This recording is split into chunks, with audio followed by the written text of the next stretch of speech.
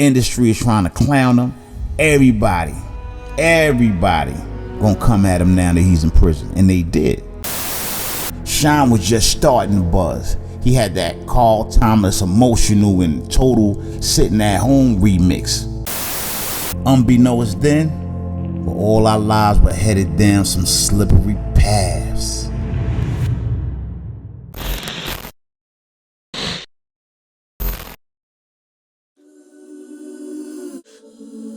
Dude was a young fly nigga. I came on with dude, you know what I'm saying? He was from Corona back in the early 1990s. He ran with my man Robon. Now Robon was a major tiger in the streets of Queens. He had a major street team called the Hit Hard Crew. This was one of my first families in the streets. I started getting money with them at about 14, 15 years old. They were militant, army suited down, regulating, and wasn't playing.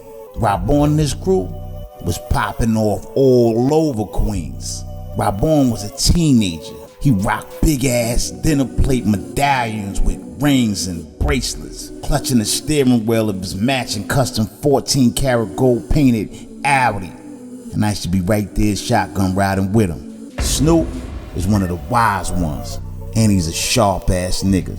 And he was an important piece in the structure once him and Robon clicked. But the core of this narrative in this Hit Hard Crew is Hit Hard. Hit was thorough, my man. Dude and Hit Hard, they grew up right across from each other, right across the street, and everybody thought they was cousins. That's how tight they was. Me and Dude though, we hung heavy. I used to have him in the bridge with me, putting him on the fucking artillery, sitting at the card tables pointing at niggas coming through the block for real. That's how I was moving. Dude was right there with me, mobbing.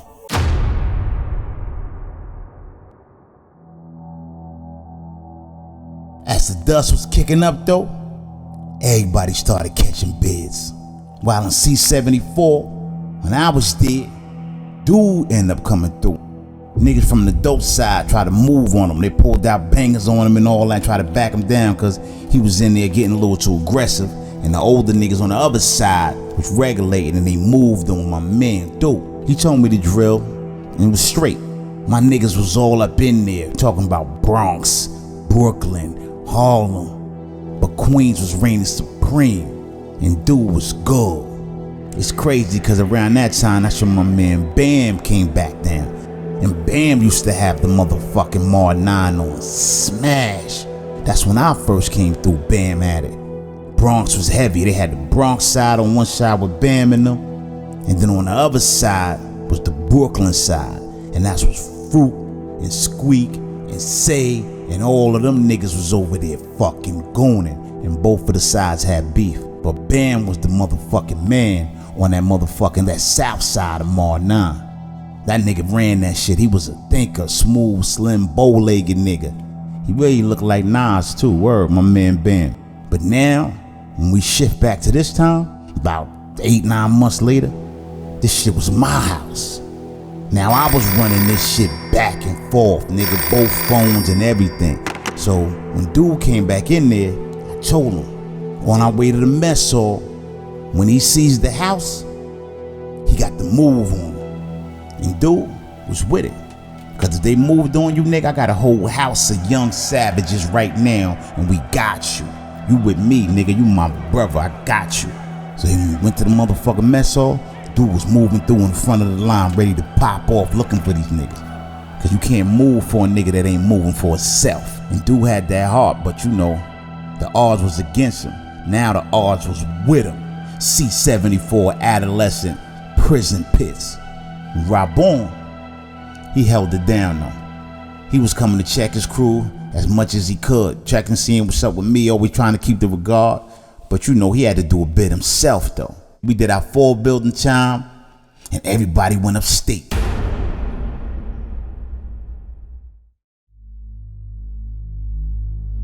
In prison, Dude learned and adapted. He came to jail and learned how to evolve in gladiator school in a very savage era. I extended his accession by embracing him. And through me, he connected with China. Now, China was a legend in the prison system who was in constant wars. Started out our biz together in C-74, one main Bing, as a crew of adolescent Bing monsters called the Gangsta Boogeymen. That was 1992 winter and was the beginning of my legendary prison adventures. China came to New York back in 1992 from Connecticut to buy some coke from uptown. The deal went bad, and as they attempted to rob China and potentially kill him, China killed the nigga. And he killed the nigga that was trying to rob him though. And that's when I met him in one Main. China wasn't from the boroughs and didn't know nobody or no one in the city. We were the only friends he had. That was my brother. And we held each other down from being the population. I gave him the name Connecticut Predicate. Tupac had just got hit up at Quad's studio, and then he went to court for his case, and he blew trial. The heat was on Pac when he came to jail, and he knew it. He stated in his interview with Vibe magazine, "This might be my last interview," because he didn't think he was gonna make it out. After being shot up and isolated, you know what I'm saying, on the island, he was thinking it's over. The industry is trying to clown him. Everybody gonna come at him now that he's in prison, and they did. Ain't no love for him in here and all that shit, and shook his little rail and dark. And that's when he did the interview. That's when he said he was done with thug life and somebody else could pick it up. Nigga, Pac was at low, man. And at his lowest, that's when he came to Clinton population and walked in the mess hall with his head down and his spirit broke, not knowing what to expect, but not expecting anything good. Pac walked in the mess hall and everybody looked at Pac and started chanting, "Thug life, thug life, thug life." And Pac was in awe. He embraced it, and as he did, his spirit lifted and slowly extended him to full posture. After that, they moved Pac to involuntary protection. They saw Pac as a threat to the administration. With the type of influence that they seen right there, they knew he could start a riot at any time. Tupac was hated out in the world, but amongst the prisoners, he got more love than hate.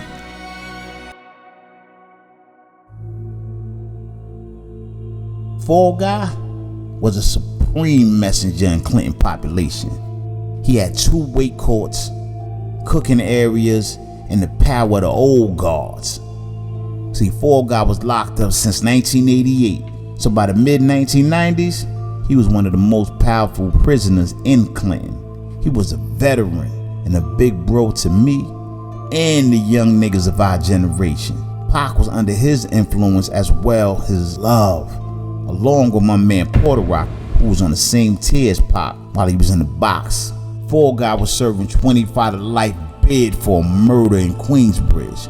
My history with him, it goes back to that night, being 14 years old, talking to him as the incident unfolds and watching him murder another street hustler in cold blood on from 40th side of 12th Street. Fall Guy served 25 years strong, and I never forgot him.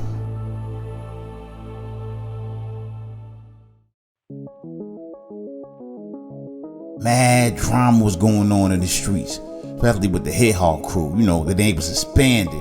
Hit Hall was in Ohio, Rapone was in Baltimore, and Snoop was moving in the South. He was moving in Atlanta, moving in North Carolina. I stayed in touch with Rapone while I was in Coxsackie, and as the bid went on, I just rolled with the drama, evolving my plans and adjusting them.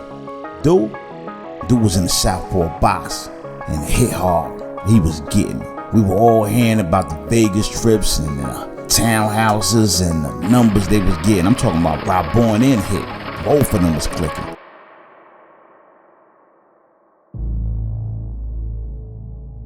It was a cold night in December. Me and Freehigh was rolling around in his brand new turquoise Lincoln Navigator. You pull up to the club, New Yorker. Dude that was the security, Used to work for Nas sometimes. So I get up on him, boom, and he let us slide inside. I get in the spot and it's jumping. It's hot though, you know what I mean? Fucking hot in there. So me and Free High, we put our coats in the coat check. And then we move around, run to the bar. So, you know, there's a couple niggas from the hood in there. Then I see Hit Hard. Oh, shit. And all the energy's there. Yo, and then he was balling. He had the champagne bottles. My man Hit had the ill fur coat on. It was all good. Niggas was just in there looking like them video sets niggas was seeing. Then we make our rounds in the club and shit. We floating around. And as I'm spinning, I get over to the VIP and I see D-Rock. Oh shit, I see Rock. You know, Rock calls me over to the VIP. I go inside the section and all that. Boom, I'm in there. Puffers in there, J-Lo, all of them is in the section. After a little while though, D-Rock said they was breaking out and he was going somewhere else. I told him I'd call him in a few, or they hit me and let me know where they was at. As they group up and leave, I see Shine. Shine was just starting to buzz. He had that Carl Thomas Emotional and Total Sitting at Home remix. As Shine, Puff, D-Rock, J-Lo, and all of them started to disperse, I posted up with Hit Hard and Free Hard on the fucking floor. Chicks was circling. As I looked to the side, I see a commotion, a little rumbling, but you know, that's every night in the club. Something always fucking happening. Somebody's always arguing or some fight, so I brush it off. And I keep kicking it with Hit Hard and Free High, and I hear pop. I was thinking it was a bottle or something. Then the crowd started moving quick, and more clapping started going on. Pop, pop, pop, pop. Oh shit. I felt like the bullets was coming right at me. I'm leaning back instinctively like I'm on the block in the gun back. I keep falling back till I was on the lounge chair. Boom. Then I get low and start looking around. Everybody's running and screaming. Shit turned into a motherfucking haunted house in there. Next thing you know, exit doors fly open and people busting out, boom, flying out the doors. The next day, the scene was all over the news. Me, Hit Hard and Free High, we had us a night to remember with that one. Unbeknownst then, but all our lives were headed down some slippery paths.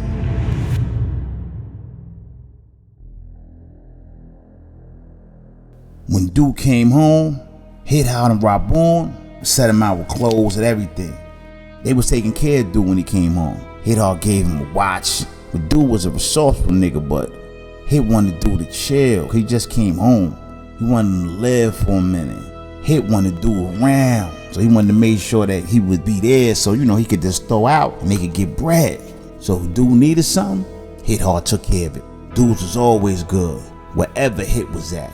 Anybody who met Duke thought him and Hit was cousins, even the people in Ohio. As we were back together on the streets trying to regroup, Hit Hard was shot in his head and his back in his crib in Ohio. One of his workers was there with him in the crib. And now everybody's trying to find this dude. Everybody's trying to get in contact with him to find out what happened. The team was coming from all over the country to get on top of it. They put eyes out on him, but couldn't find the worker. They couldn't find the dude. Then they put out the full court press to find him. And they found out he didn't want to talk to nobody. He was shook. But they finally got him to agree to come meet him at an industrial parking lot. When he talked to them, he was frantic. He said he didn't trust none of them. But they calmed him down, and the story slowly began to unfold. He said, we was in the house on the first level, then out of nowhere, they backed out artillery on us. And then they handcuffed me and had Hit Hard, and he was trying to take him, trying to take Hit Hard to the safe. And Hit broke away, and he tried to run upstairs. That's when he shot him. He shot him in the head, and he shot him in the back. That when that happened, I jumped, man. I jumped up with my hands cupped behind my back, and I bust through the glass window and started screaming, loud as I could, you know, to get some attention, because I knew they was going to kill me. And I kept running, and eventually they was gone. Then they had all the crew, they was asking them, like, yo, who was it? You know what I mean? Who did it? And they know he was frantic. He was just like all over the place.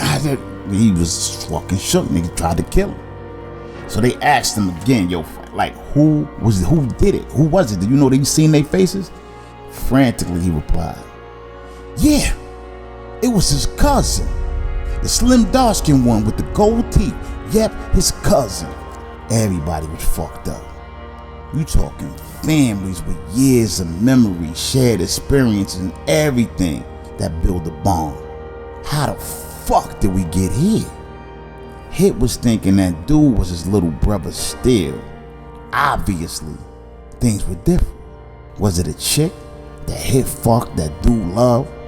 Was it the fact that dude wasn't eating like Hit and he felt Hit was shitting on him? Did dude feel like Hit didn't know how to love him and he wasn't gonna sit and get handled by Hit at his discretion? Was that it? Or was it all that extreme isolation dude did in the box? That 23-hour day locked down by yourself with no escape from your rage that makes you ruthlessly bitter with niggas you supposed to be cheering for. That real fuck the world shit that get in a nigga. When the whole thing dropped, as far as the particulars, I was on the road trying to find a way out the streets, dabbling in and getting my feet wet in this circus.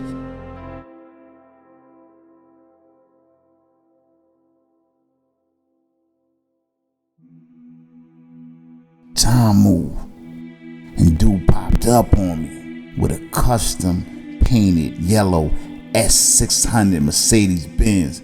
The shit was fly like a motherfucker, but at what price? Dude came to me in my hood. We posted up on the hill. I was in front of my black Benz, directly leaning on it, facing his yellow one. I never asked, did he do it or what happened? That's something you just don't do. They were close their whole lives, way before they met me. This was as internal as it gets, and I fucked with both of them. What could have transpired that it got here? Dude was a nigga who always kept it solid with me and rolled for me. He knew though. He knew what possibly was gonna get out there and it was gonna get to me what happened. So he pulled up on me. He was saying a lot without saying a lot. And as we leaned on our cars, dude looked at me and he said, "Yo, whatever you hear, I just want you to know I ain't do nothing that's not within the rules of war." Now, I never fully got the conversation about the confirmation on what's supposed to have happened. Like I said, you just don't ask. So I let it linger. And before it settled in, dude got killed on the streets of Corona, a few blocks from where him and the Hit Hard crew grew up. The last image of dude is a gangland style news clipping of him deceased from gunshot wounds, covered in a white sheet on the ground next to his yellow 600 Benz.